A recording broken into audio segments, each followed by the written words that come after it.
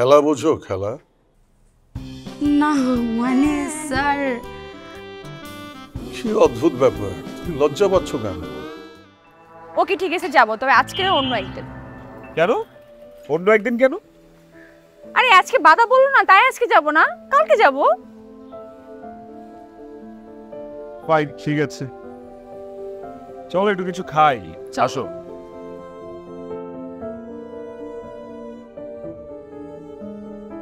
সমস্ত কাগজপত্র মেইল করা হয়ে গেছে। এখন তোমরা প্রজেক্টটা কবে ওপেন করছো? হ্যাঁ, কালকে বলতে পারবো। সবাই খুবই আগ্রহ দেখায় কাজ পাওয়ার আগ পর্যন্ত, কিন্তু কাজটা যখন পেয়ে যায় তখন আর তাদের মধ্যে কোনো আগ্রহ থাকে না, নানান রকমের অজুহাত তৈরি হয়। তুমি কি আমাকে এইসব কথা বলতে ডেকেছো?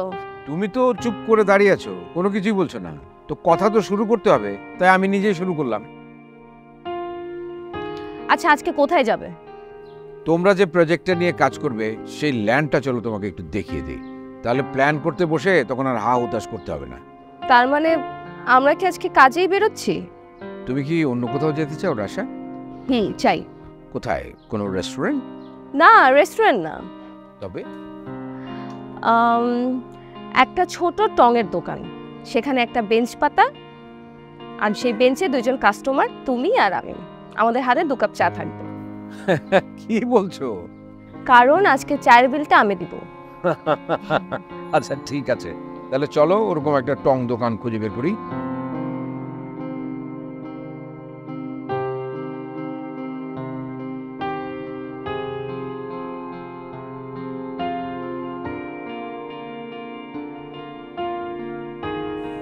স্যার আপনি কিন্তু আমার প্রশ্নের উত্তর দিলেন না।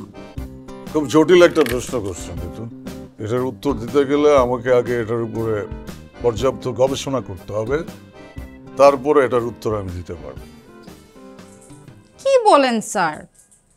খেলা বোঝো? খেলা না মানে স্যার, কি অদ্ভুত ব্যাপার, লজ্জা পাচ্ছ কেন?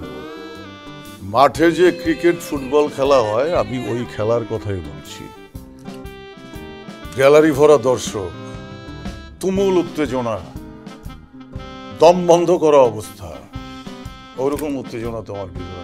কি বলেন স্যার, আমার ভিতরে কোনো উত্তেজনা নাই।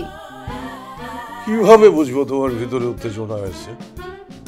টেবিলের ওই পারে তুমি, এই পারে আমি, মাঝখানে 3 মাইল গ্যাপ, এত দূরে বসে বোঝা যায়? জি না স্যার। তাও তুমি দূরে বসে আছো, এটাই হচ্ছে তোমার আর রাশার মধ্যে তফাৎ। পেয়ে গেছো তোমার উত্তর? সরি স্যার, আর এমনটা হবে না।